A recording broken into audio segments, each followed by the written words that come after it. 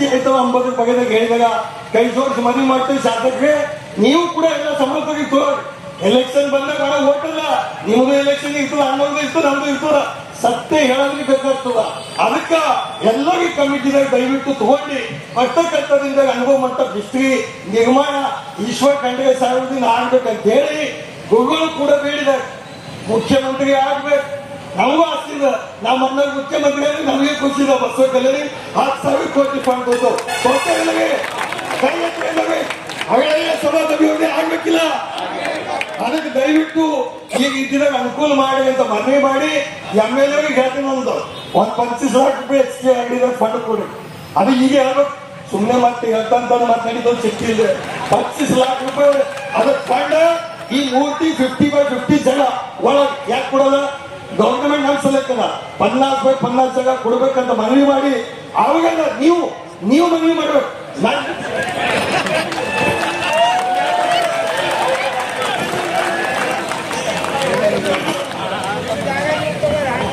ಅವರು ಈಗಾಗಲೇ ಮನವಿ ಮಾಡಿದ್ದಾರೆ.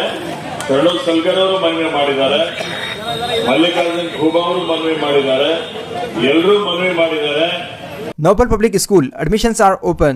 Sky Sunshine School, step towards better future. College Park the Creative School for quality and innovative education. करें एक बेहतर कल की शुरुआत आज से. ಹೇಳಿದ್ದಾರೆ ನಮ್ಮ ಮಲ್ಲಿಕಾರ್ಜುನ್ ಖೂಬಾ ಅವರು ಸ್ಮಾರಕ ಆಗ್ಬೇಕು ಅನ್ನೋದು. ನೀವೆಲ್ಲ ಮನಸ್ಸು ಮಾಡಿದ್ರೆ ಸ್ಮಾರಕ ಬಹಳ ಸರಳವಾಗಿ ಆಗ್ತಬೇಕು. ಜಮೀನ್ ಬಿ ನಿಮ್ಮಲ್ಲೇ ಇದೆ ಅಕ್ಕಪಕ್ಕದಲ್ಲಿ. ನೀವು ಸ್ವಲ್ಪ ದೊಡ್ಡ ಮನಸ್ಸು ಮಾಡಿ ಜಮೀನ್ ಕೊಟ್ಬಿಟ್ರೆ ನಾಳೆಗೆ ಪ್ರಾರಂಭ ಮಾಡುತ್ತೆ. ಎಷ್ಟು ಬೇಕು ದುಡ್ಡು ಹಾಗೆ ಇವತ್ತು ನೀವಿಬ್ರು ಕೂಡಿ ಜಯಸಿಂಗ್ ಇದ್ದಾರೆ. ಅದಕ್ಕೆಲ್ಲ ಪಾಪ ಉದಾರಿಗಳಿದ್ದಾರೆ, ಒಳ್ಳೆ ಹೃದಯವಂತರಿದ್ದಾರೆ, ದೊಡ್ಡ ಮನಸ್ಸಿದೆ. ಸಮಾಜಕ್ಕೆ ಬೇಕಾದ್ರೆ ಏನೂ ತ್ಯಾಗ ಮಾಡ್ಲಿಕ್ಕೆ ತಯಾರಾಗಿದ್ದಾರೆ.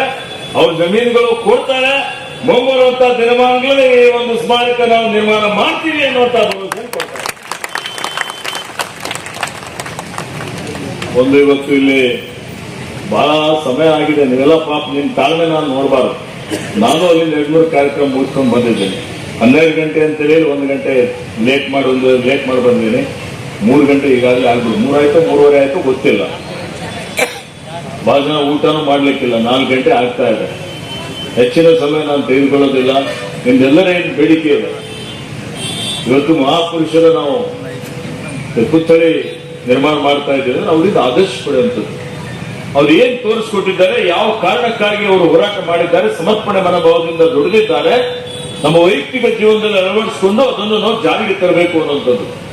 ಆ ದೃಷ್ಟಿಯಿಂದ ಇವತ್ತು ಪೂಜ್ಯ ಹಳ್ಳೆಯನವರು ಏನೊಂದು ಆದರ್ಶಗಳಿದ್ದು, ಬಸವಣ್ಣನವರು ಏನೊಂದು ತತ್ವಗಳಿದ್ದು, ಸಮಾಜ ನಿರ್ಮಾಣ ಮಾಡುವಂಥದ್ದು, ಅದನ್ನು ನಾವು ನಮ್ಮ ವೈಯಕ್ತಿಕ ಜೀವನದಲ್ಲಿ ಅಳವಡಿಸಿಕೊಂಡು ಇವತ್ತೇನು ಬಸವ ಕಲ್ಯಾಣ ಪವಿತ್ರವಾದಂತ ನಾಡಿದೆ, ಅನುಭವ ಮಂಟಪ ಕಟ್ತಾ ಇದ್ದಾರೆ.